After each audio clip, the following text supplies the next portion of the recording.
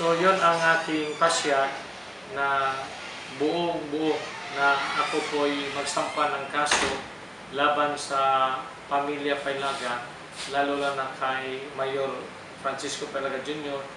at saka Vice Mayor Roxanne Marie Lasta Pailaga Lee, na kanilang akusa sa akin kung saan ba nila yung yung dignity ko bilang isang pari. At saka sabi pa ng Vice Mayor, bakit daw ako tumatanggap ng pera? Ginagamit ko raw ang aking pagkapari, tapos binibinta ko ang simbahan. Ito'y lalong pinapahiya niya ang buong iglesia.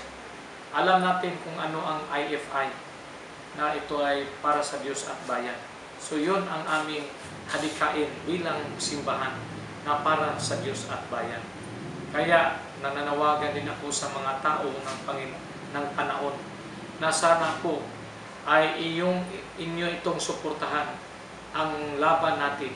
Hindi ko to laban natin dahil gusto tayo na ang pagbabago ng panahon. Siguro mga ilang taon na ang nakalipas kung ano ang panahon. Kung ano ang panahon dati hanggang ngayon ay ganun pa rin. Takot na takot kayo. So ako, ang iyong pura paroko na nagawa nila sa akin, ano kaya ang sa inyong mamamayan ng panahon?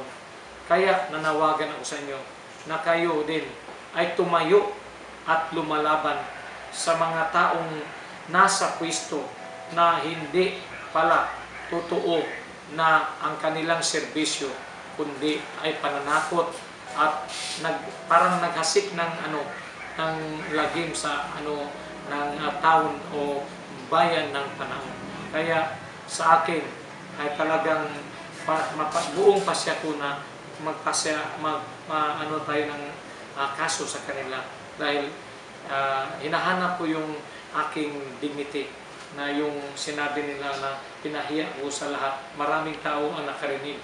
Sana po ay mabigyan ito ng katarungan. Maraming salamat po sa inyo. So, Father, yung sinabi po nila kanina na meron silang ebidensya na nakatanggap ka lang na 7,000. Ano bang ano po? Hindi ako natakot kahit sinong witness kasi alam ko naman sa aking sarili na hindi talaga ako nakatanggap kahit isang sentimo. Hindi talaga ako nakatanggap galing ng board member.